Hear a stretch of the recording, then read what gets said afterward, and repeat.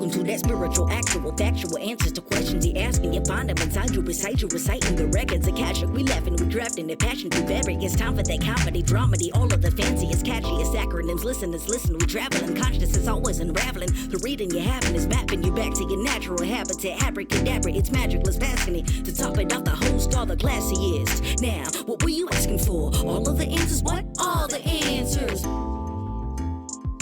Well, I had a really intense process this week in therapy around all of this stuff. Like, I got mad at the records, and I got mad at spirituality, and I got mad at myself, and I was like, fuck all this, and it's all bullshit, and how do I trust anything, and what can I trust, and what's real and what isn't? And then at the end of crying a lot, I got guidance. Like, my therapist is pretty amazing because she knows me at this point, and she's also kind of a deep woman. She's in her, I think, early 70s, maybe late 60s, super deep Jungian person who just kind of gets the whole everything of everything. And I'll say things like, oh, I just heard the guidance, and what it is this. And she's like super down with that. Anyway, I just came back full circle and have a new understanding, and just went through a whole fucking thing about it just because of like October and the stupid fucking all the things. And then like moving here, and can I trust all this stuff? And now I don't trust it, and I don't trust anything. And then I came back around, and I guess what I'll say about it in the simplest form is that if we try to be black and white about it, then I have a problem. But if I'm being spacious and heart-centered about it, then I have no problem. Like, in other words, I was trying to like get it with my mind, and getting really mad that there's no getting it. There's no getting it. And just for clarification, because, you know, when this gets put out, people are going to be a few weeks removed from whatever it is we're talking about. I assume you're talking about sort of like, well, the exact thing that was predicted did not happen on the date it was predicted. And now people are like, well, what's the deal? What's the deal? I'm not even about people. I'm about your own reaction. People can go jump off a whatever. I love people, but like, you know what? I can't even get into that. It's more about, I mean, sure, that plays a part. Yes. But I'm really just inside myself. I was just going, why would you tell me, beings of light, or whoever the fuck you are that I listen to all the goddamn time? So this is your tone when you're having this feeling. Oh yeah. Like, I moved to another state because of you, and now there's not a fucking earthquake. Fuck you. What does that mean? You know? You said. And then I knew I was going to have a hard time articulating this. I'm trying to figure out how to articulate the way that peace came back to my being. It was sort of like, first of all, Margaret said back to me, she's like, yeah, but everything you said already has been happening, like the fires and the rolling blackouts and the civil unrest and the tectonic shift of everything. And I said, yeah, but I asked them point blank, is that a metaphoric earthquake or a literal one? And they said literal over and over and over again. And she goes, well, October, November are not over, Katie. And also, like, it was earthquakely, you couldn't be there. Anyway, there's all kinds of ways that she was validating back, blah, blah, blah.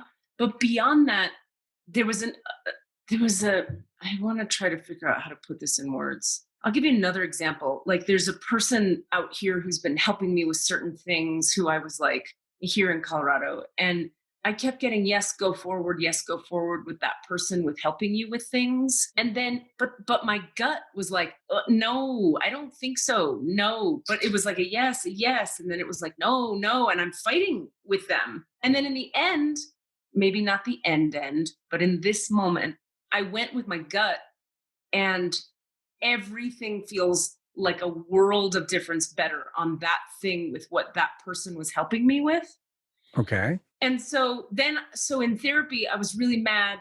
I was like, why would the fucking beings of light direct me to something that my gut, just my stupid human gut, it's right here. It's just a gut. Everyone has a gut. Do I need beings of light if we all have a gut? I was mad. about it. My gut knew the whole fucking time. So why was I like going forth, ignoring the gut, da da da. And then what came to me so clearly was it the information through the gut is also them. The information through the gut is the divine. And like, it's so hard to articulate this. It's like, number one, if I hadn't going forward with this person, I know I'm being vague. No, that's politic of you. Yeah. So going forward with this person who was helping me with things in a certain way got me going with the thing they were helping me with.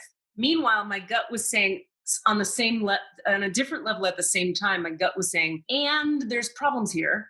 So then both things were useful. I got going on the project at hand because the person helped me.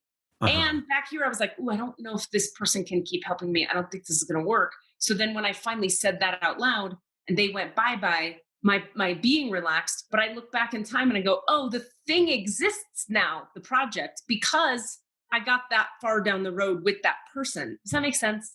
Yeah, absolutely. And so it's a little bit of both. And God is not this black and white science-y on the nose and everybody bugging me about the date. What was the date? The 10th. And then I feel obligated to be like, yes, it was the 10th. And we all should be scared about the 10th. When my sense of it has always been more expanded than that. It's more like, this period of time, October-ish, is different than the 10th.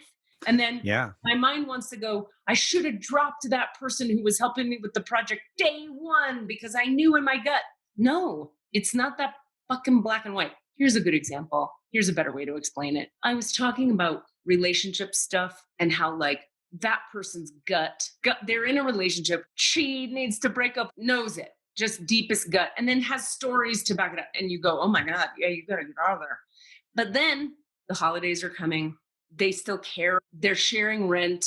COVID makes it hard to not share rent. All these practical things are in place that make it so that the timing of breakup right now is just doesn't make any sense for anybody in reality, in 3D Earth time. Yeah. But their gut is loud and clear, like, you're out of here. And we were talking about that and how like both of those things are true. They need to get out of that relationship. And now it's not necessarily the time. Yeah. I mean, that all matches up with sort of where my frustration and anger is like around the like exactness of the prediction was happening. And like, I was getting really like, we shared a couple episodes ago, like I was mad at you for delivering this information so specifically, because I've been, what I've said to a lot of people is like, God, I'm so in love with the wisdom that is delivered. And wisdom feels different than prediction, factual information or prediction. Like, and so I don't want to question the wisdom, like be like, well, now nothing is, because that exact thing didn't happen. And that was like my frustration leading up to it. It was like, oh, don't say a thing like that's got hard walls on it. Yeah. Because when those hard walls, if those hard walls don't occur in the very three-dimensional specific time boxed Julian calendar way. Yeah. Then we can, then does that call all the wisdom into question? That's precisely what I was struggling with. Yeah. And I'm still struggling. I mean, and the reason I said people is not like, people are saying, but because that has been the question that has been like, I've had a lot of conversations with friends who are like, super, like who are following, who are like, yeah, this is happening, or maybe it's not, but it's a thing. And then they're like, no one is actually like, well, she's full of shit then. Everyone is actually like, what are you guys going to talk about this week? Like, that's interesting. You know what I mean? In the sense of like, about it is what we have to talk about. And so the question is more like, how is Kate, one of the big questions has been, how is Katie processing this moment of what being questioned? About that is that, okay, this is what I'm trying to articulate that's very difficult to articulate. And I'm actually getting a little cranky even trying to articulate it because there's a way that I felt pushed into a corner to land on a specific fucking date. And I am mad at myself for doing that codependently for people because they wanted me to. What was that date again? What was the date? And I'm like, listen, This was 2 years ago. Things change in 30-second increments in reality. Don't pin me down to a date that from 2 years ago. But then I felt compelled because I said it at a story event and I should. See that? That's the lesson. Never listen to the fucking shoulds. Don't should all over yourself. Huh? Don't should all over yourself. Yeah, exactly. Anyway, my point is that if you look at the list of things that came through in that reading, all of it has happened except for that one piece. And I can't like discount every bit of guidance I get because one piece didn't happen on an exact day that we thought it would. Right. Or in the exact linguistic way that it was delivered, Well, and the other piece of it that I have to look at is there's several other pieces actually in terms of that what you just said, linguistic words, is that whose records were open and what exact phrasing did they say versus what did I interpret? What exact, in other words, if I were to open Gern Blanston records, we would get who knows what we would get versus if we open my records, it's a different thing. It's so funny I want to articulate what's happening inside of me right now. Before I was mad at the part of me in therapy this week, I was mad at the part of me that was not exactly black and white. And now I'm mad at the part that would ever demand that anything be black and white. Totally. I do. I'm going to slightly change the subject, but not actually, because this is just more anecdotal. Yeah. And this has to do with actual tectonic shifts when it comes to actual physical world, 3-dimensional earthquake world. A couple of months ago, we have this big double door that leads into our living room, wooden door. One's a big door that never moves. It's basically a wall with a hinge on it. And the other is the door that opens and closes into that. And it had gotten stiffer and stiffer to the point where we were like, okay, it's slightly shifted in its frame. And so Rami and I went with a rasp, and just everywhere it was sticking together, we rasped that part of the door on both sides so that it stopped sticking. Yeah. We weren't going clunk every time we opened or closed this wooden door. Right. It was only a couple of months ago. Just the other day, I was like, the fuck is wrong with this door? And it is significantly overlapped at this point. Oh. Like conchunk, like it is overlapping the one door. I had to get a belt sander out and just grind it down just to get the door to open and close properly. Yeah. And the big door is like almost stuck to the floor at this point in terms of the swing. So I was like, well, my house is 100 years old and it's still shifting. But like that's in just a couple of, this time it's just a couple of months since the last time I fixed it. And I mentioned this to a friend of mine, and she said, yeah, my daughter's door won't stay shut anymore. So that's 2 houses in Oakland. Yeah. Whose shape has changed. And Desmond is 3 houses in Oakland, 1 in Berkeley. I don't remember if you're in Oakland or Berkeley. You're in Oakland. Maybe there wasn't a huge tidal surge, but there was sure as fuck some underground activity in the last couple of months. Or possibly just in the last week, because that's when I really noticed it. That makes 100% sense. Thank you for saying that. And I hate to be this person, but I'm not putting aside a big one. Yeah, because timing to me is the thing, not the thing itself. Uh-huh. There have been too many things that have happened in my list that I saw originally in 2018. I can't discount. It would be the one thing of 5 that didn't happen if it doesn't happen. And I have a hard time with that. But dates, I always have a hard time with. Anytime any client is like, when do I meet my husband? I'm like, oh boy, because you could walk down a street tomorrow or you could never walk down that street for 10 years. Thank you. Desmond gave us a little note and I said thank you to it. Otherwise, grammatically, that would seem like a weird sentence. I just You could walk down the street and thank Desmond. What? Anyway, and then I had one other quick thing, and we'll bring our guest on today. Is I had a friend from, I think I told you guys this privately, but I had a friend from Belize message me, my buddy who listens to our podcast. Hi, Jamie, by the way, if you're listening.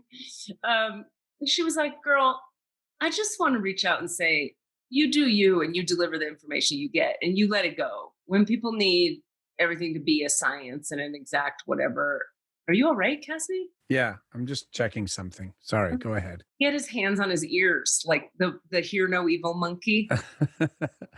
Sorry. Go on. And I'm Sorry like, to is what I'm distract. saying that terrible? Don't say it. I can't actually cover up my ears because I have earphones in my ears. So if I put my hands over my ears, all that does is What are you trying seal to the sound in. Don't worry, it's dumb. It's so stupid and technical and dumb. I feel dumb for distracting from our awesome conversation. Pray continue, Belize. Anyway, she helped me by saying, like, just relax. It's just say what you get. And like, if the exactitude isn't happening, everybody can calm down for a second. And what I want to say about it, I don't know if this will transmit for people, but her heart was the heart energy in what she said softened my heart. And then I remembered that the whole thing is coming from a soft portal of light called the heart. The heart is not a member, an organ like the mind. The mind says pink is different from black. The heart says like, colors. You see? Yeah. So psychic information is coming through that portal. So we go, yeah, but on Sunday at 3, and the information goes like earthquake. And then I'm cranky because it's not giving me Sunday at 3, and then I push, and then who knows? Life is a mystery. It's not a fucking science. Anyway, I'm just mad that I succumbed to that pressure. But you know what? It's a good learning. It's a good learning. It's all part of the ongoing conversation. Also, you know what else I said this a second ago, and I'll kind of dive in a little more to it. I really want to sharpen whose records I'm in when I say what.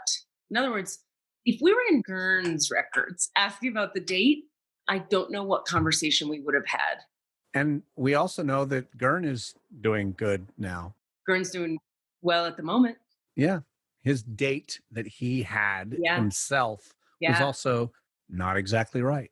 Yeah. Although, or what he took that sentence to mean was not exactly right. That's right. Although he lives on Honeyland Island. I know. Where I'm like, okay, well, love ya. There's one more thing I wanted to say that has nothing to do with any of this, but it's just because it just happened and we're about to bring our guy on. And I just wanted to plant this as a thing that I'm excited to report, which is that I graduated from therapy today. What are you talking about? My therapist and I decided that, like, you know what? For now, you're good. Like, Fuck you. I feel it's weird. It feels strange, but we basically broke up, like, in a good way. Sorry. I have to go. You're mad about that. Come on, feel love for your friend. Right. No, I dislike you. I don't enjoy your company. Your foot smells. Everything about you is wrong. But isn't that a weird thing? I mean, I think this podcast has a whole fucking hell of a lot to do with it because they happened at the same time. We started this podcast at the exact same time I started therapy. What have you been in therapy? Like 4 minutes? No, 9 months. Yeah, like what Desmond's doing? I second 10 that. 10 months. I've been doing it for 10 months. You're right. Fuck this guy for being good. But like, I don't know, that was a weird conversation to have today where we were just like, it's been like several weeks of me going like, I feel pretty good today, even in deep trauma, even when things are crazy. But the tools that I was given that she worked me through have been amazing, and I apply them. And the reason I bring that up is that also is a gift of the podcast and the sort of spiritual inquiry that has been ongoing, because I've been sharing my process a lot on this podcast, and I've been using this podcast as a place to go deeper and find ways to challenge my assumptions and challenge my narratives and that's nice. reframe so that's all. I just wanted to add the idea that like, it ain't just like, oh, I did therapy and I am better now, bloop, but like the engagement of spiritual inquiry and direct healing that has occurred and energy movement has been invaluable. And I'm just grateful, deeply grateful. Also, to be clear, I'm not, I know, not actually fuck you, but there's part of me that goes, come on, that's it. Really? Yeah. Oh, she's going to get a call in like 4 months. I'm be like, nope, I was wrong. But Take you know me back. what, Cass, what I want to acknowledge about you in a true, sincere way is that so I don't do very well sharing kind of like my deepest, most emotional, like I literally struggle to get to even, I don't break down in front of people. It just doesn't happen. But when I'm in therapy, there's like a weird permission tunnel that's open for me. where I go, here's what, and it all comes out and it kind of serves a specific purpose. And I feel like knowing you the way I do, I watch you process things with people all the time. You'll just like process with almost any fucking buddy. You process with a lot of people. I hear you be like, well, I'm having a hard day because of this. I like never do that. Yeah. So it's not that like you're not processing stuff or having a human life that has hardness in it. It's that you process it openly with whoever you do that with. I need the formality at least now of the structure of it, just to have a place to be like, here are my human feelings about living. So good. Yeah. Like, well, that's actually true for me too. Like, I feel like the permission thing has been huge. And again, I'm getting it from the podcast too. Like I've broken down several times like I've been in therapy. And so that is the thing I'm going to be checking with myself over the next several weeks of like, have I lost that check-in ability? Because I feel like it's improved significantly while being in therapy and doing a podcast. And so, I just want to stay present to the moment. Like that is the big part. What I'm really aware of is how fucking present to right now I am in a way I've never been in my life. Yeah. Ever. I'm going to cry now. Aw. And I'm not future tripping, which is weird. That's huge. Like even around the prediction, I was working myself up mentally because I was like, people are freaking out. I should care more. I should activate my like, oh God, a thing. I know. But I am so like, okay, when that happens, I will deal with it. Awesome. Okay. Yeah. When that happens, I am prepared to deal with that, but I'm not like, am I ever going to work again? Do I have a career? What's going to happen in 20 years? Will I have a retirement account? Like, I don't know. I'm so well taken care of. That's what my point is. That's lovely. Yeah. I admire that. Let's bring Chad on and not talk at all about the prediction because I'm sick of it. Fucking done. He's going to bring it up. I don't know. Does he listen? Yeah, he does. He does listen. Oh my God. It's Chad Close. Wait, he's not there. Hi. Now he's there. It's Chad Close. Hi, Chad Close. How's it going? Hi. That's good. Oh, man. It's good to have you. I kind of slid in last minute, like super busy, rushed home, set it up. And then you were like, wait 5 minutes. So I was like, okay, cool. Did you take 3 breaths in that 5 minutes? I did. And I paid some bills. So I'm good. Welcome to the podcast, Chad Close. I'm excited. I've listened to a couple episodes, so I'm familiar a little bit. Which episodes did you hear? The one where you talk about this month. Like the whole everybody listens to Gern Blanston as their first episode. Gern Blanston. I think that's why, not because of the because of the transmission of this thing happening in the future, but because Gern Blanston. Because the name. Right. I mean, right. Just that's comedy gold right there. Thank you for knowing the reference. I appreciate you, Chad. You and I are best friends now. I love you forever. This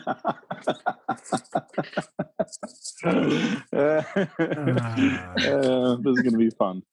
So, okay, question on everybody's mind is who the fuck is Chad Close? Let's talk about it. Right. We know who Gern Blanston is, but who's Chad Close?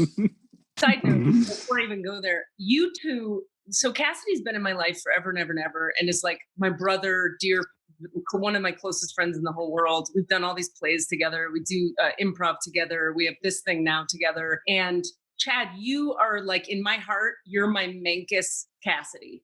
Oh wow, that's deep, Chad. You got to understand, that's deep. Feels like some responsibility. I'm not sure what I've signed up for. You know what though, Chad? I'm gonna just say it. As soon as you popped on and said like 3 words, I was like, yep, I like this guy. Right? I got a little crush on this guy already. I'm in. Exactly. Do this. So that's a perfect transition to Chad and I meet on a dating app. Right. And we drink coffee or something, and then we go to a park. Well, let me say this. Let me interrupt you. A dating app I hadn't looked at for like 3 months. I just was like, whoa, you know what the hell? Look over here. And then you were. Yeah. Even better. So we meet on dating app. We meet at the coffee shop. We go to the dog park. And for me, the way I would frame the story is like, we're walking in the dog park and like, I know I'm a wizard. I don't know he's a wizard, but all of a sudden there's my heart is lit up and the back of my heart is clearing energy and my neck is starting to do my woo-woo thing it does. And I'm like, what the fuck is happening? And then I notice like his neck is doing some shit and his arm goes like this and we're both flopping around just walking this fucking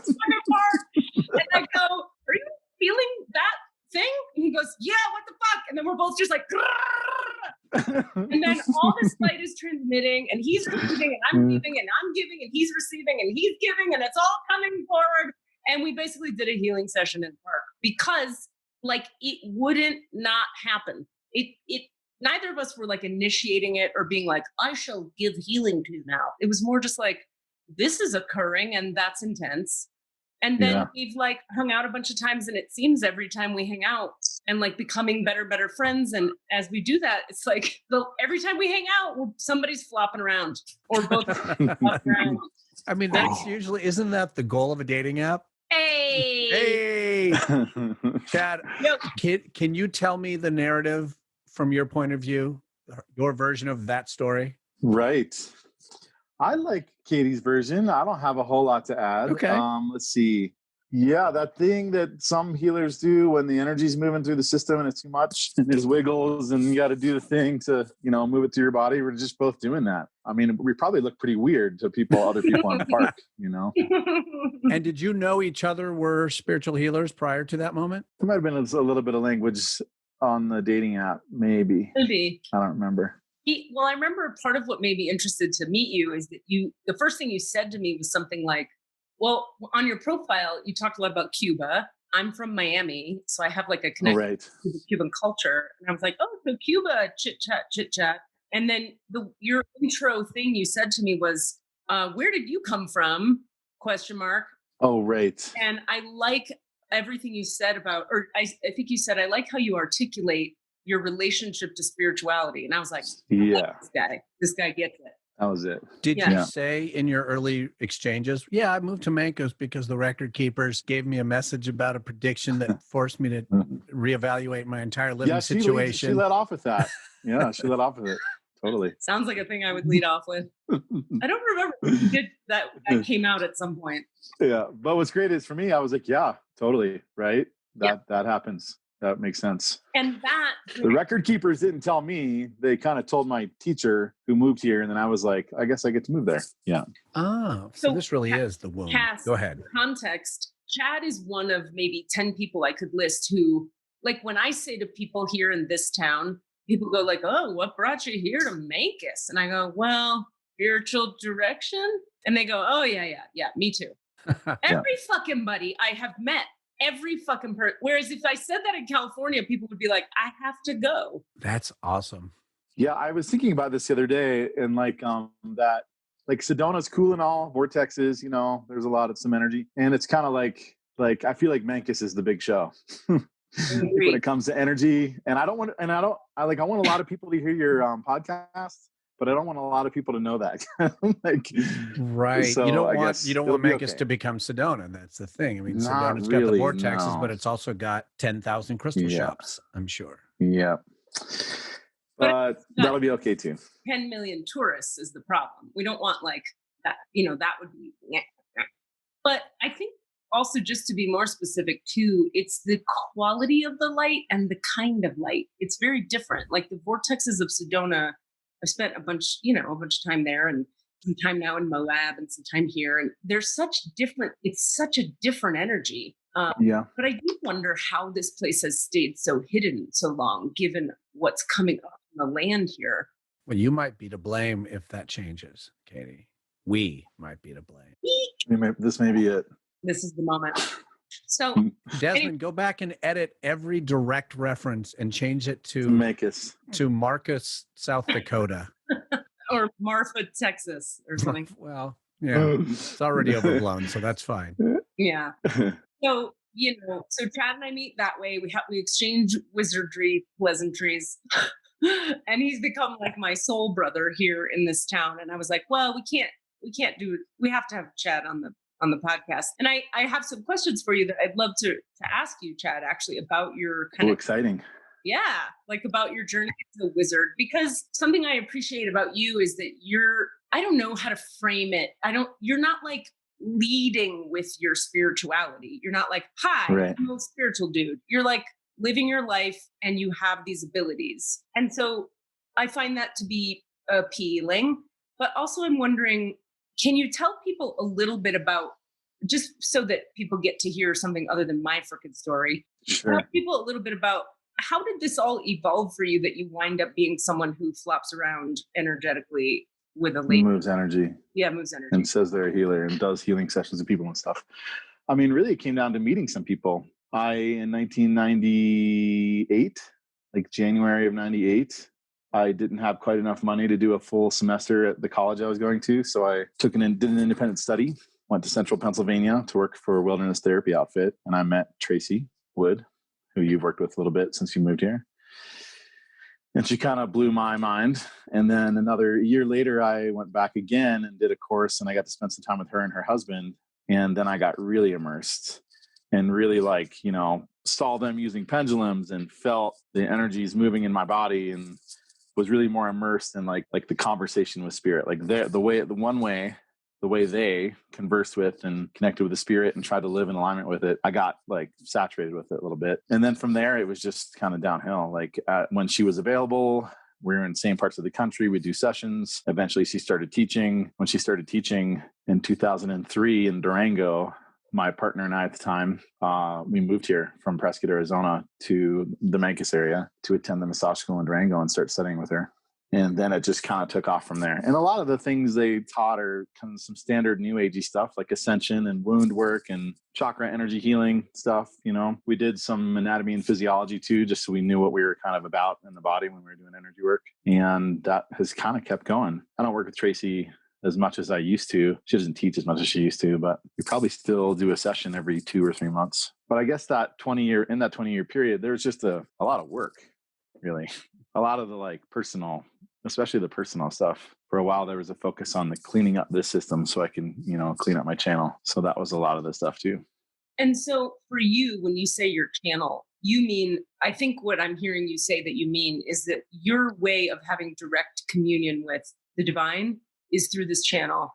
Okay. And something I know about you that I really like, and it's something that actually I have a story to share with both of you about it, is when I saw the way you were working just with my system, we're like trading energy work, and I see the way you're doing stuff. And I noticed that you didn't have to say a prayer, open the records. You could just kind of tap in and start. Right.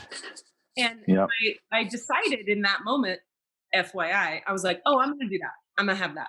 And so then when I worked with Tracy, I go, oh, hi, I'm Katie. I want to do that thing. And she goes, okay, here we go. And then she did some stuff, and then I felt it. And then ever since then, she was like, so now you don't have to do that, right? I go, right. And now I've been practicing. A friend came over the other night and was sitting at the table right up there with me. And I was like, let's see. And he was like, oh, I feel a little thing right here in my chest. And I go, okay, pow. And it was there. And it was almost all that had to happen was, I don't know, whatever she cleared for me, but also she kind of just gave me permission to be like, you could just, you know what I mean? Yeah. And then all of a sudden I was able to just do it because I believed I could. Mitch. Well, that goes to what we were talking about before Chad came on about the formality of therapy, for example. Chad, I was just telling Katie that I basically graduated from therapy today. My therapist and I were like, we're good for now. Yeah, it was awesome. But that's the reaction you wanted before. Thank you, Chad. Katie told me to fuck off and that she hated me. That's cool. My best. My reaction was, fuck you. Fuck you. Graduated. Damn it.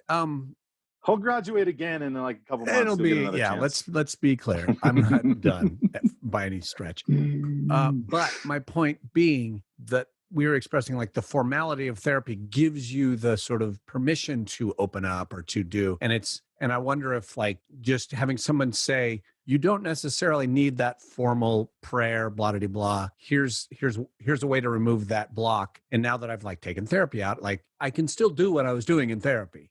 Mm-hmm. But I was using the formality of therapy to do that stuff. And maybe, I don't know. Yeah. It's analogous. Katie, maybe. Yeah, no, I think so. I mean, she really did some cool stuff for my energy field, as has Chad, since I worked with him specifically around the hips and the legs and all of that lower quadrants connection to the earth. This whole thing of me being in Memphis, I'm getting so much every single day, every minute about the earth and from the earth. I think I've been pretty freaking disconnected from it, frankly. And so in the last couple of years of my own healing work, there's been this pull toward yeah, but what does the earth have to say? And I'd be like, who cares? Right. I don't need that fucking earth. And then I get to Memphis, and Memphis, oh, that's charming. That's charming that you. That's charming. Yeah. And then where do you fucking think the light comes from? One of the places. It's got its own thing it's offering. That's for sure. So. For the longest time, Tracy's one of her focuses was the pelvis. In the human system, we were focusing on instead of like the heart being the center, like of the the fourth of the seven chakras, we were really focusing on pelvis, and expanding and clearing and deepening and filling it with light and all the things. So I don't know, that seems to relate somehow to this very grounding energy that's here. That's really interesting too, because there's this whole movement in kind of the energy worlds that I come from, where everybody's they're calling it womb work now. Yeah, he's working on the womb because everybody finally figured out, like, oh yeah, the womb's kind of a big deal. And then kind of a big deal. Those healers that you talked about that came through Memphis, they called this place the womb of the world, don't they? Right. Yeah, the Kogi people, and there's that movie about them that I can't remember the name of it, but just for people who might listen to this, I'll look it up quick and I'll reference it in a minute here. Yeah. What that movie name is that okay? Yeah, please. And while it's a really interesting movie.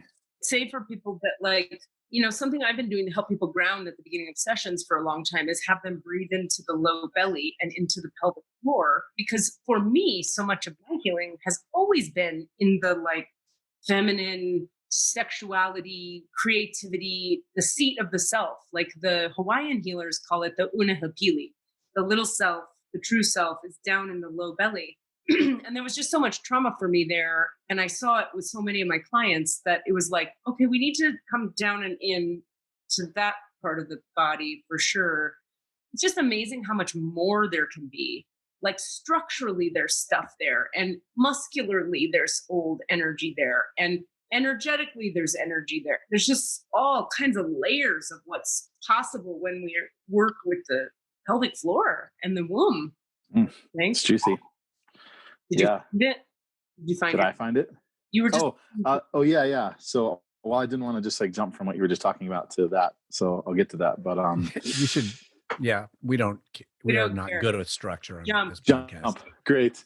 The name of the movie is Aluna, Aluna, 2012, and I think that was their second film. Earlier in the 90s or the early 2000s, they made their whole deal was the world is dying. We know this as a people. And in their spiritual tradition and where they live, they believe is the heart of the world. Mm-hmm. So in Memphis is the womb, and maybe the brain is like Japan. They're all over, but their centers are all over. But so this was their effort to send their message out into the world, that first film. And then they kind of went for it even further with Aluna. And it's a little bit of a weird metaphor. Like the metaphors they use of this gold, they use this gold thread to try to express how everything's connected. And it's interesting. It doesn't quite land in a white Western mind, but it's interesting for that reason to watch these people trying to transmit their message. Well, what do you mean? What do they say about the golden thread? They literally have a company in England make them this huge spool of super thin gold wire, literally golden. And then they take it across South America and somehow they're trying to express the interconnection of everything. And I'd have to watch the movie a couple more times to try to really get the metaphor they're trying to express. And I think it's something that might make sense in their culture in a way that in the way that this white culture is ingrained in me that I didn't quite get. Yeah. And so, there was a movement for a little while to buy some property here down Weber Canyon, south of Memphis. And they had some, local investors and people who wanted to support them in purchasing this land as part of a nonprofit to protect the womb of the world. And as far as I know, it didn't work out. But there's not any development down there. It's pretty wild down there. There's no water service. There's no electricity. So people live down there in an off-the-grid way, but there's some big kind of ranchy properties. Anyway, that's the story of the Kogi in the Memphis Valley, the womb of the world. I think that's pretty fascinating. What would you say, Chad, is I'm sure you can't break this down as simply as this, but for lack of a different way to ask the question, what's the biggest change or gift you've gotten from being engaged with this kind of energy work? Wow. Well, I guess this kind of ties into something I've been thinking about, and something you just said. You talked about, the way Chad just doesn't need to say a prayer or invite all the helpers. Like, I'm not sure, like, that's great if that's better for you and it is like a next leveling up of your thing. That's awesome. But I mean, I know great Reiki practitioners, and I know great people who work with crystals or work with all the things. And you and I have talked about this a little bit, just the way that like your whatever, like your flavor of the community, of the conversation with God is, or what the divine is, great by me. Yeah. I happen to find these really weird people who like live their life according to spirit in a really extreme way. Really lucky to have run into them and been able to kind of follow them around for a while and learn from them. But there was a time when I used to have a little more judgment about all the different things, and that someone's a Reiki master after 3 weekends and whatever. And so I've worked on that a little bit. So maybe that's related to what this path has offered me. I mean, it's offered me a lot of groundedness and like space in my world, especially like around wounding or emotional reactivity or just being with the challenges of life. I roll pretty well with the human experience anymore. Yeah. That feels like a big bonus.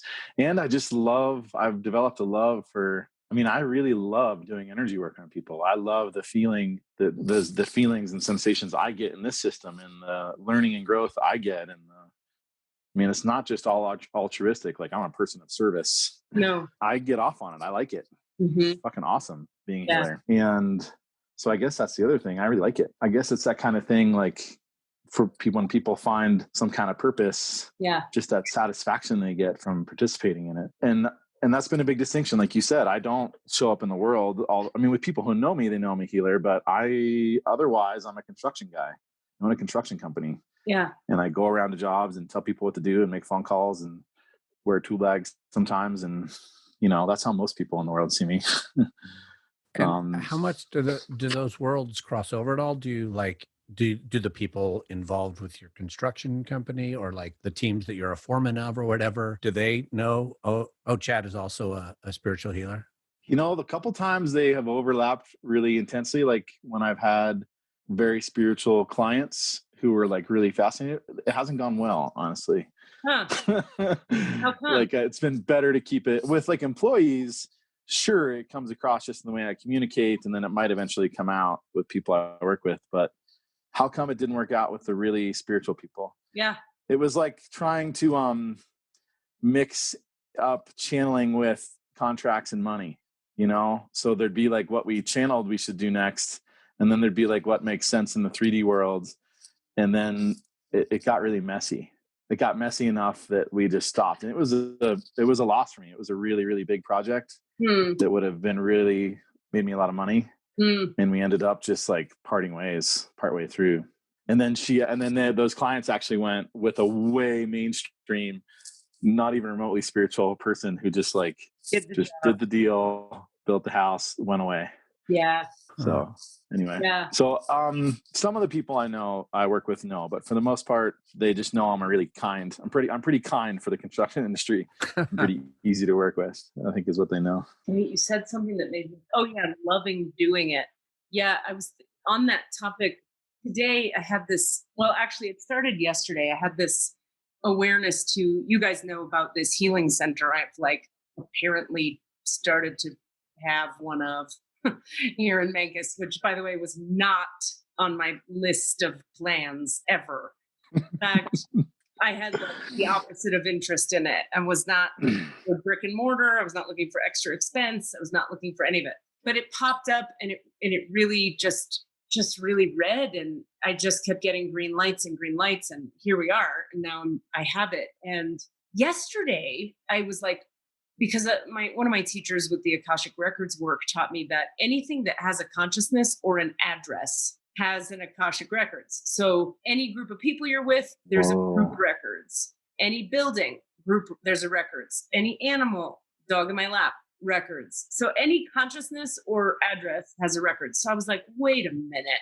What if I open the records of the Divine Light Healing Center at 140 Mesa Street in Memphis, Colorado?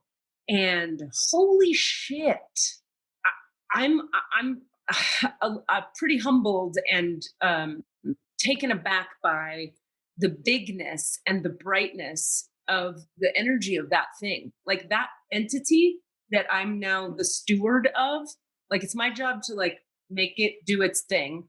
But the thing that it's doing is so intense and beautiful. I sat this morning, it was such a big, bright, beautiful energy. This morning when I was doing my thing I do in the morning, I usually open my own records and sit there for a while and do meditation and do whatever I do because I love the energy in there. This shit blew all of that away. I sat in the records of the Divine Light Healing Center in Mancos, Colorado's records. I sat there I could have never left. If I could just dissolve into that forever and never do anything else and be so fucking happy. And it relates, Cassidy, to what we were talking about before Chad came on, in terms of whenever I go through these periods where something happens and I get dowdy, or like I'll have a client who's like, everything you said is true and it changed my whole life, but that one sentence you said wasn't true. So fuck you. And I want my money back, which hasn't happened in a long time. But anything like that, where I start to doubt any of this shit, if you could just come inside my body for a minute, just be in my body, open the records of the Divine Light Healing Center in Mancos, Colorado, you would understand why doubting any of this stuff is temporary, foolhardy, short-lived, and not a thing I need to spend much time doing. Yeah. Because nothing feels like that. Nothing. And then I kind of came out of the meditation thinking, cool. Whatever you want me to do, I'll do it. And I don't know if I can put into words how willful of a person I am and how deeply I value autonomy and freedom. Like, I'm not here to serve any fucking buddy. I'm here to be me and to be free and be empowered. Except that shit. That shit tells me to jump off a building. I just might do it. Right. That's how good it is. Yeah. Anyway, that's just jumping It's off. funny when you say that. That's what was crazy about Craig and Tracy working with them. Spirit said, do this. And they, Spirit says, walk through this grocery store and grid weave. They pull over, Spirit says, drop everything and go do this. And they do, like, whatever, they develop in themselves the ability to just skip over all that doubt and just go for it. And it was weird. It made things weird hanging out with them. There was a time when Tracy and I were in the field. We were wilderness instructors for this wilderness therapy program. Yeah. And Craig was our supply person. He was supposed to bring us food, a resupply of food after we'd been out for like a week. And he just wasn't there. Right? Her husband. Yeah. They had been involved. She had been involved with that organization for a while. And this was like her last hurrah, last time she was going to do a course. Anyway, he was supposed to bring us food. And then we were at the campsite, and at the campsite, he just wasn't there. He was off in North Carolina somewhere grid weaving, because that's what they told him to do. He got there eventually, but not on time. And it was frustrating, but we were like, didn't you have a bunch of we had enough food, teenagers without we did food? Fine. We did, we had like 8 hours of like, where is this guy? What's going on? It wasn't that bad, but it's just a little example of, he was told when he was channeling, he was driving to us and they said, go right. And he went right. And then he went left and he went right. And he went wherever they told him to go. Can you tell people who maybe don't know what grid weaving is? Yeah, I've never heard this term. I thought it was a town when you said this grid grocery weaving. store and grid weave. As I understand it, it's just like how you would energy work on an individual. Their spirit is directing him to travel around and do like broadcast energy work as he travels around. And it might be up and down the aisles of a grocery store or around a town or on the highway. So you're weaving through a grid.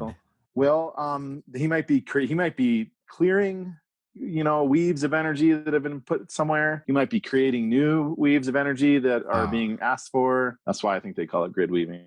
It's just because you're traveling. He's moving long distances, or one is. As I understand it, was never really called to do grid weaving, or I avoided the call because it sounded like too much work. But yeah, it hasn't been a thing I've done.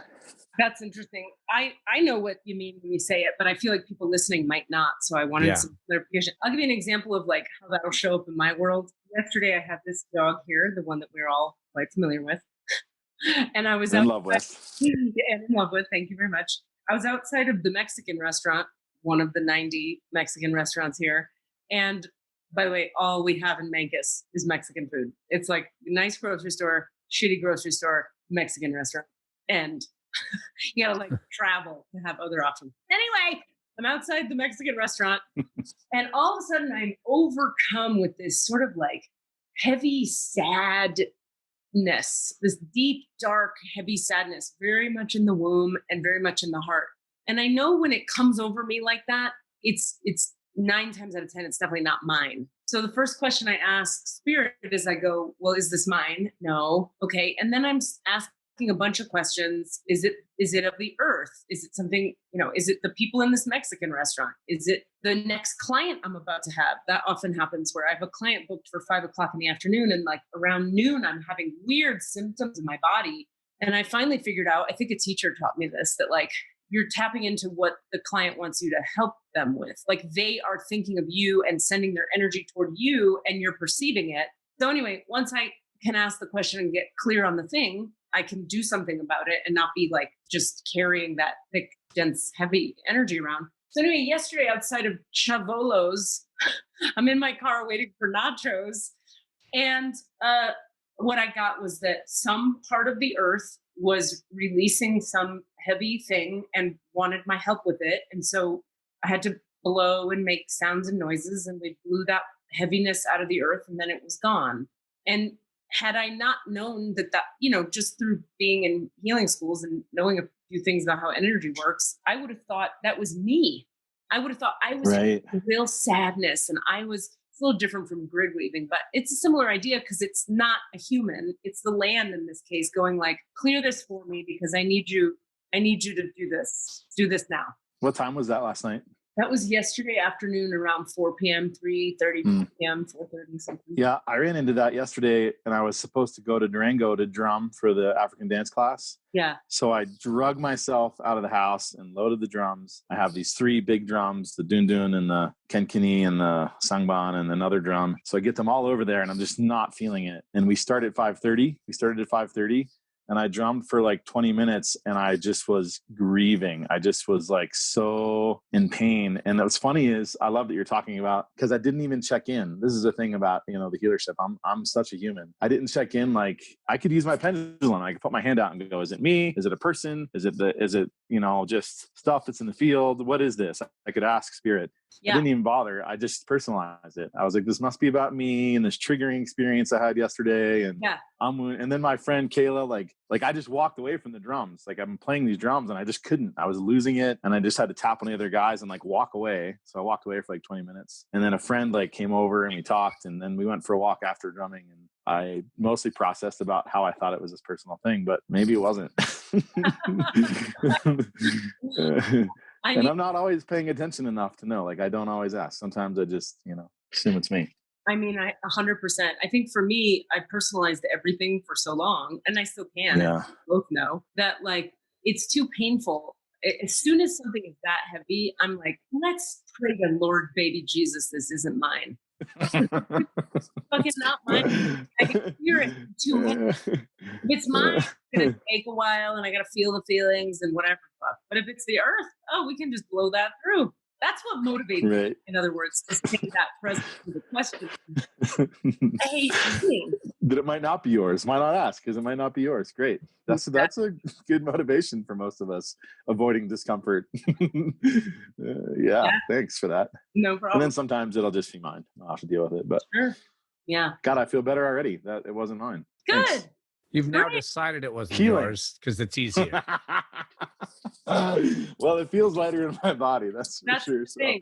If it wasn't true, and he was just deciding it actually wouldn't feel lighter in his body. But speaking of your body, Cass, I know you have a bit of a time frame today.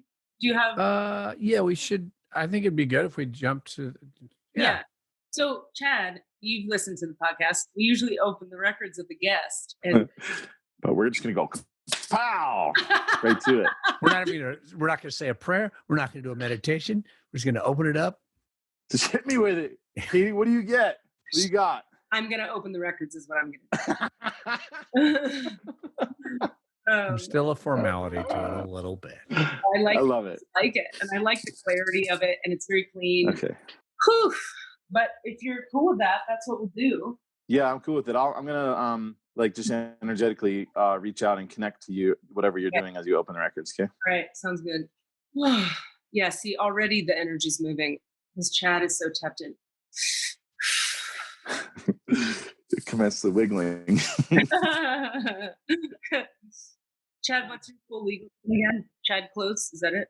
Chad Roland Close. Oh my. So we do acknowledge the forces of light.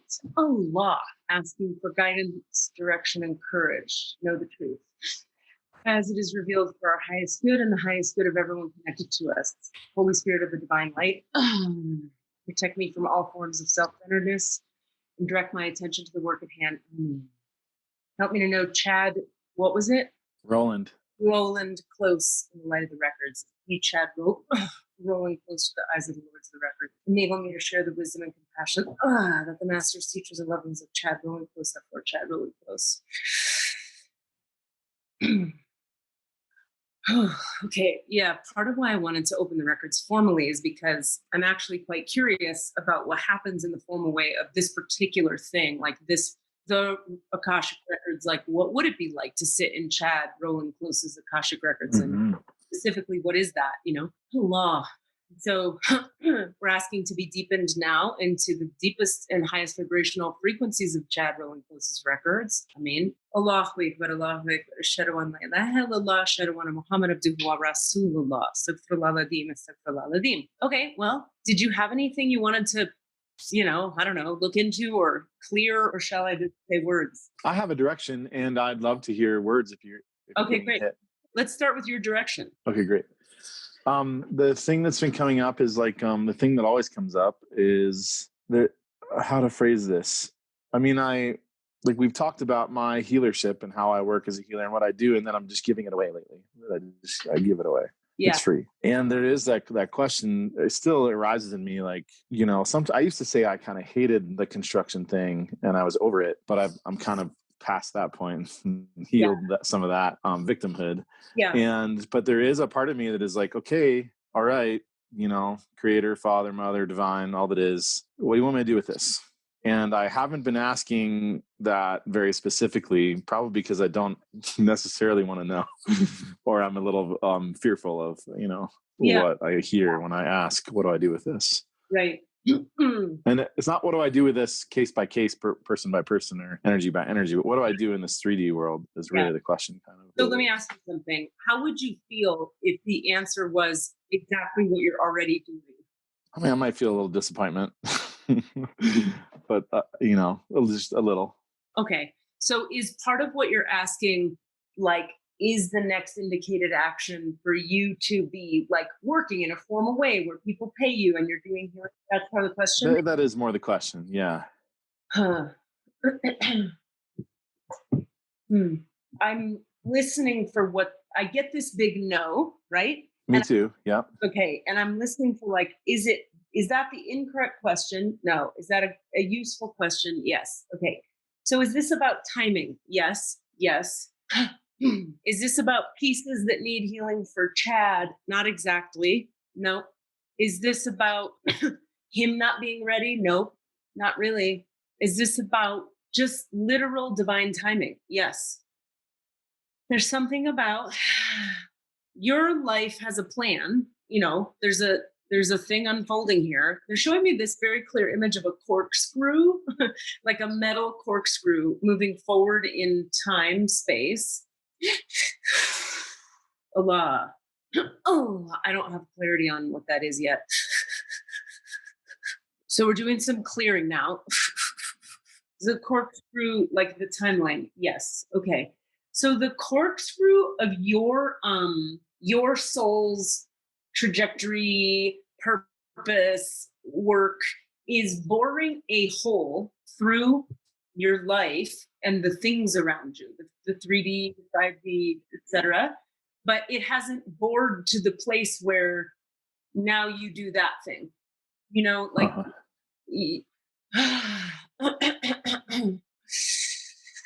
okay.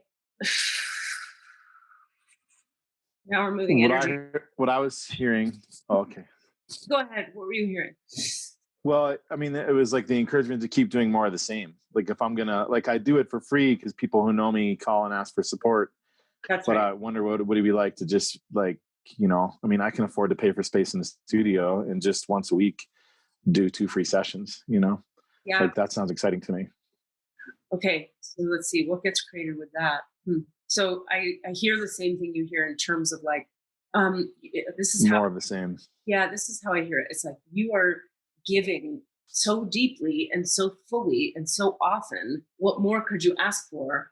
And yes, organically, there will come a time where you're more formalized about it. Period. Full stop. How's that land for you? It lands great. I mean, there's some things for me to watch. Like I know that as a Cancer and just as a masochistic kind of personality type and all the things I know about myself, resentment is a thing I need to be, cautious of with the giving. Yeah. And it feels like I've got a pretty good handle on that and can witness it and name it when it comes up and then go recharge my own batteries. Got it. So that you're not over giving in a way that doesn't actually fill you. Yeah. But the giving does, it serves. Yeah. All right. Other questions, thoughts, directions? I think if we wanted to talk about, let me ask you. Yeah, this is cool. So so I have some other opportunities, like professional opportunities and things I'm struggling to get some traction on. Yeah. And I'm not really like taking the steps. So if we can clear whatever, that's been a historical thing. Like I'll create some new opportunity, then I won't quite follow through on it. Yeah. So I have something up like that right now. Okay. It's time for me to take action on it. And I'm looking for can we clear some of that pattern or wound or whatever it is? Can you tell us what in a way that doesn't incriminate you, like what are we talking about? Just like a business opportunity, like another job that could be really lucrative, or a real estate investment, or even relationships. I'll do the energetic embodiment to create an opportunity. And this happens all the time in my life, but I won't necessarily take the 3D steps that are partnered with it. Like manifesting possibilities is great. And in the 3D world, it takes, step 1, 2, 3, 4. Okay. So feel into the body in the place where that resistance is.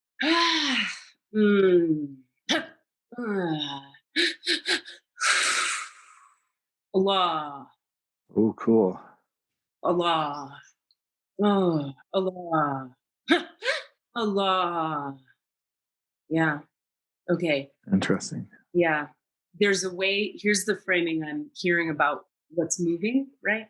You're feeling it. I'm feeling it. The words are something like, there's been a density or a gray, foggy cloud around taking the action steps because the part of you that would do the 3D stuff has not been fully, it's like separate from the divine somehow. And right now what happened is the divine just dropped into the part of you that does the 3D steps. And so what if doing the 3D steps could have the energy of a healing session? Oh, that's good. Allahu Akbar, ashhadu an la ilaha illallah, ashhadu anna Muhammad abduhu wa rasulullah. So everywhere you decided, judged, and concluded that taking 3D steps has to be hard and painful and uncomfortable and not fun and not light and not smooth and not free, you revoke, Chad, recant, rescind, yes, all of that. And same with relationships. Everywhere you've decided they mean obligation and control and limitation and smallness and tightness, and I can't be me and I can't make choices and I can't be free. Will you destroy and uncreate all that? Yes. I mean, Allah. Oof. That one has a different flavor. Allah. That one's a little more like, I'm not so sure about that one. Allah. We're moving. Okay. So back to the work thing. There, that's clear. Okay. Are there any other nuggets left of any of that we know? Is there anything else in the field for Chad blocking him with the 3D steps with the no? Fantastic. Okay. Hallelujah. Allah. And so now, going, Chad, to any of the if you find yourself habitually going I don't want to, ask yourself, actually, does it feel bad? Or am I just habitually doing the, because it used to actually feel bad in your body because it wasn't of the light. But now that separation is gone. So now you have the opportunity to actually ask, wait a minute, how would it feel to show up? Oh, feels fine. Here we go. Does that make sense? Oh yeah, I love it. Like infusing that's action step taking with the energy of like a session is joyful and exciting, and even where it's uncomfortable or unknown, it's still like it's still a yes. Yay! That's good. That's juicy. Great. Can I ask you a question real quick? Yes. It's for Chad. Okay. There were a few times during that clearing where you were like sitting there and suddenly you went, "Oh, cool," and then you said, "Oh, wow," and then you said something like, "Just for the sake of the listeners and people who are listening and witnessing it, not like I'm witnessing it." Can you at all describe what those moments were for you? Like what the experience was? I mean, there was some like when Katie first, when she first opened the records, all this through my energetic center, like upper body, my heart, and out through my shoulders, had an opening feeling, but it also had a little texture of like owie, like heart pain, like just a little like uncomfortable, like emotional heart pain. So that started to open up. And then different times there were different parts of the body when we got into some of that action step stuff. It was like, I don't remember my anatomy and physiology, but like lower left quadrant, my left of my like internal organs, there was a bunch of like kind of discomfort in there that was clearing. So just really things in the body that I was tracking and noticing. It was one of the techniques that my teachers taught me, both when I'm doing healing and when I'm receiving it, just that sixth sense of being able to travel around in your own energetic system and notice what you notice and really notice it, like unpack it and be able to really feel the things going on in there. Because that space in there inside our skin is like when you close your eyes, the space in there is infinite. So there's a lot going on. So all those oohs and ahs were different things I were noticing. And then some of it was mental, like, oh, I noticed that I just noticed in a mental way kind of some of the constructs and wounding around the action step taking and how cool it was, the language that Katie brought, that she channeled about what if it was like light, like an energy session. Yeah. All those things were the oohs and ahs. Thanks, Chad. Thanks for that question. I appreciate that. I love hearing the more specific experience of what you're going through. Would you like to go to the next piece? Yeah. Okay. We can do a little, they're like uncoiling the Kundalini snake more and purifying it and activating it. So we're going to feel down into the, yep. Yep. And then track it all the way up the spine as it rises and purifies, shooting white Kundalini light up through the midline, out through the head, Allah, relieving and clearing all kinds of stuff as it goes instantaneously. And I'm hearing thousands of years of karma, past life trauma, through this Kundalini clearing. I mean, that one was kind of like having my guts wrung out a little bit, like my whole system was squishing and a lot of sensation up underneath my ribs, a lot of like tension unwinding. Just a little bit more if you're up for it. Okay.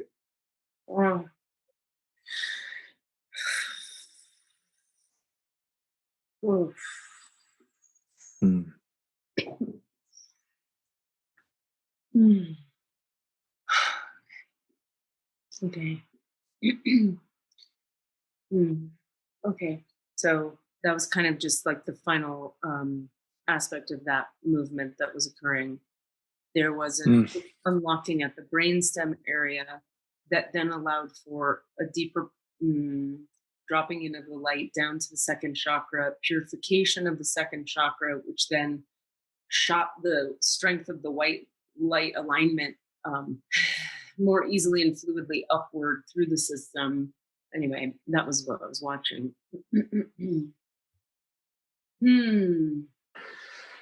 Movie. So through that, at the end of that process, I was getting a lot of channeling with coming in. So I have a little thing to share. If I can share it, I think it'll be brief. Love to hear it. Okay. So it's kind of like I was being reminded of something one of my teachers would say. And so the channeling that came through is like the reminder to like, he would say just like develop your conversation with spirit, with the divine or the mother or the father or whoever you call it. That's it. Like, that's the whole game. Oh, this is what I heard. This is what they said. They were like, if you really want to know what's next, like, who knows what's next? The divine knows what's next. So if you want to find out, who do you ask? You ask the divine, whatever that looks like for you. That's right. So it doesn't matter if it's meditation or if it's channeling or if it's the grooviest, weirdest thing. If you're, talking to the divine, and then you can do all kinds of things. You can do all kinds of things, heal things, and know what's coming, and all the things.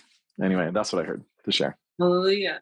And I mean, that's where I really hear you. Somebody said the other day, it was Tracy. We were talking and we were laughing together about how people go, yeah, but you have free will. And we both were like, we had shared a little chuckle just in terms of you can choose you can choose anything any minute. And there is this higher thing unfolding. And when you fall in line with that, that's when all the juicy miracles happen. So it's like, sure, go ahead and fight the river. Why though? It's happening anyway. And it would be like a lighter, brighter experience. I mean, because people associate, I'm not putting this on you, but so many humans associate, if I were to ask the divine all the time or surrender to the divine or listen to spirit or however you want to frame it, I'd be losing myself. Right. And the actual truth is that we lose the parts of self that create pain, suffering, and limitation. We've identified with those parts. Well, we've identified with the rebellion and all that stuff. All that stuff. And it's still a deal for me. I don't always want to know. I don't always want to know what spirit says I should do next. Sometimes I want to do what I want to do next. And I don't mean that in that moment I'm like choosing. No, I'm not going to listen to spirit. I just know that, in witnessing myself and looking back, sometimes I don't always want to know. And I think that's probably just human, kind of at the core of this resistance you're talking about. Yeah. Of course. For me, I'm just, again, cursed and blessed with a deep inability to tolerate a lot of human pain. And so the kind that's unnecessary. In other words, I do all this divine shit because I'm like, when I wasn't doing it, shit did not go well. Like, you may be blessed, Chad. Many humans may be blessed with a life where if you don't listen to God, it's like not that big a deal. It's a little more subtle. Yeah. For me, it's like, I can't get away with anything. Yeah. That's the journey for some of us. Yeah, definitely spirit had to kind of work with me, kind of trick me, to ending up in Memphis. Not really trick me, but the path wasn't I didn't know I was coming here to talk to God at all. Not really. Kind of knew it, but I thought I'd stay for the course of this class and then move back to Prescott or go somewhere else. I had no intention of staying here and building a house for me and having a kid and being here for 17 years now. But you got a transmission in Oakland that you needed to go to Memphis. Because I'm different people are different. Different people are different. I'm just like, if you tell me to go to Memphis, that means I'm going to suffer if I don't. You suffer from the resistance. You suffer when you're in resistance. Well, but also literally life starts to fall apart around me. Life literally works like a magic funnel of light for me, or it falls apart. And because I don't resist anymore, it just works like a magic funnel of light. The good news is for the rest of us out there who are trying to talk to spirit and, who it isn't so clear, is that I think every little bit, every little percentage or 1/10 of a percentage that we increase our alignment is better. Of course. Yeah. We don't all have to get up and move across the country. No. Well, also, don't be saying that, Chad. I know. No, I'm just saying that I'm just expressing the kind of range of this, talking to spirit and following. It isn't for everyone to just follow whatever they hear. Yeah. And I should just clarify that spend a couple years with support developing your channel so you know what you're listening to.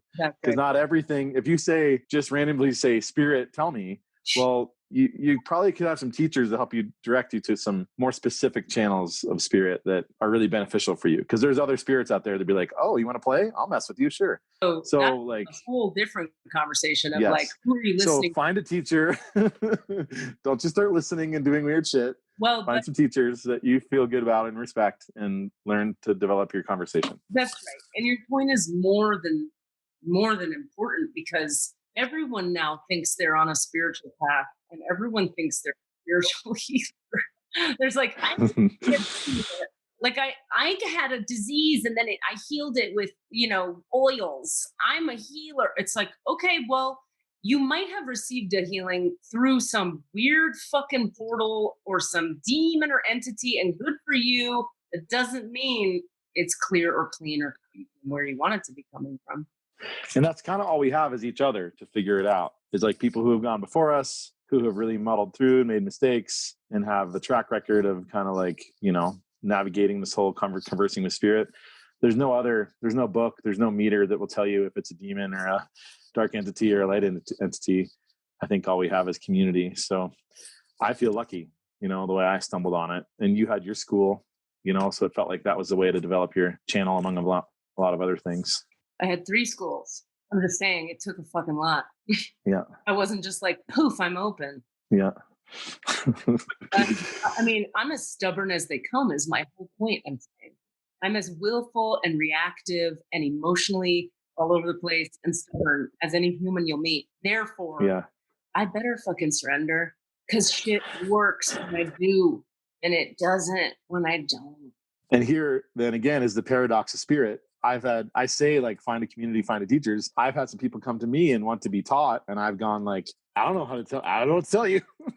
Keep talking to God, do your best. We'll do sessions and stuff. We'll try to clear it up. But I've had this like, not a resistance, but I can't quite tell people like, here's who I talk to. Like I've had to really just hang out with people and really, I guess, just do what I did. Say it's going to take a while. It's going to be messy. Keep trying. I'll be here to support you. Yeah. That's kind of my way to teach people to talk to the divine. Well, my buddy William, the way he says it, he was on the podcast. He said, just keep doing your work. Just keep doing your healing work. Because the more of your own healing work you do, you just become the vessel of light eventually. There's so much shit out that whatever gifts are there to be awakened will get awakened. You just have to keep going. Whew. Cool. This was juicy. I feel great. Cass, any questions? No, I'm enjoying this conversation quite a bit. A little while ago, I had the urge to jump in, and then it went away because you guys were saying such good shit. I wanted to remark on the sort of where my listening to the divine is so much less in the language of, or even in the sort of world of what I feel like I'm the observer of the spiritual, of the more formal spiritual path that you two are both on, and Katie understands it's about me, and that's sort of my function here on the podcast. But my gut often, or my wisdom is for myself, is actually in reaction to different spiritual claims or different spiritual energies. Like you said, you did a voice, we're like, oh, I did this thing and this one thing happened, right? And then you want to check that.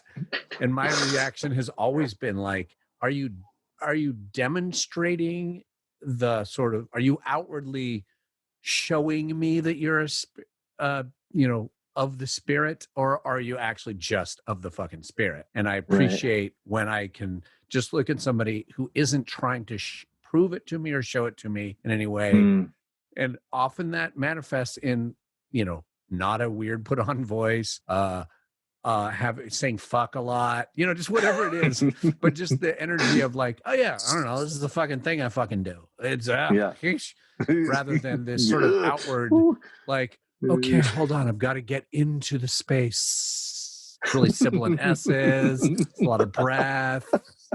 And you know what? Some of those people are also probably deeply of the spirit, but I'm more likely to doubt you if you're outwardly showing me as opposed to just. And I don't know how that was relevant, but it was totally relevant in my head, you guys. Yeah, no, it's super relevant. Thank you. That's really cool. Yeah. And you have that too, is my point, Chad. Like, I would trust you to fuck with my energies. Get in there. Like, because you're not okay, going. Here I come. No, exactly. That's how Katie does it. She's like, got you. I'm in. Oh, that's fun. Yeah, it's weird. Most of the really authentic healers I know are fucking weird. We're weird. We talk weird and say weird things, and we don't understand, but doing the best we can. And not like trying to leave this plane necessarily. Like part of my jam lately is like, I love this interface of the human and the divine and the funkiness of it. It smells funny and it's weird and it isn't always comfortable. And you got to talk about parts of your body that maybe you're uncomfortable with and all the things, the divine doesn't care about any of that.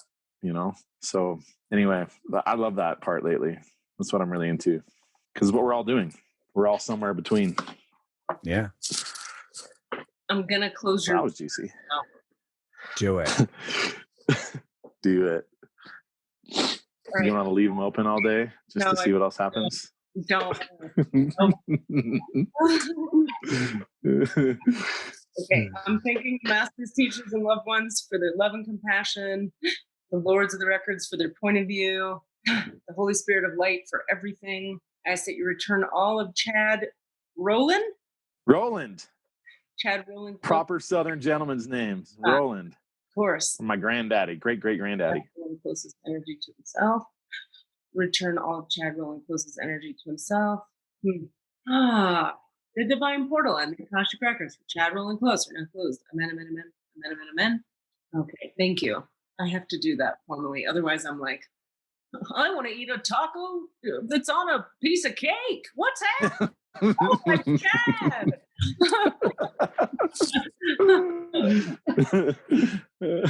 I like that. That's how you see me, taco on a piece of cake. I'm gonna live that. That's my embodiment for the rest of the day. Hire a graphic designer and get that logo going right now. Taco Cake Construction. It's your new business venture. Oh, Taco Cake Healing Center. I don't know. Something's there. It's going to be in direct competition with Divine Light. It's goofy. It must be real. All right, Katie. Just do it. Well, thank you for joining us, Chad. You're the best. I appreciate your giggly ass. Okay, thank you. This is great. Yeah, thanks. Yeah, thank you. Fun. Super fun. Thank you both so much. I don't have anything else. Nah, you're so in the vibe. And I'm just like, oh, done. Bye. Okay. Y'all have a great evening. You too. Talk to you later. Bye. Bye. All right, do your work, bitches. Well, let's do your fucking work. Asking for all of the answers. Say what? All of the answers? Yeah, all the answers. Hey guys, thanks for listening. We'd love to hear from you. Please email us with your questions so that we have questions to answer in the Akashic Records. Our email address is allanswerspod@gmail.com. That's allanswerspod@gmail.com. And if you'd like to find us on Facebook or Twitter, it's @allanswerspod, @allanswerspod. Thank you. That's funny. I said, talk to you later. Like, we're going to hang out. I was like, no, I probably won't, but you will. That was a Sounds Awesome production.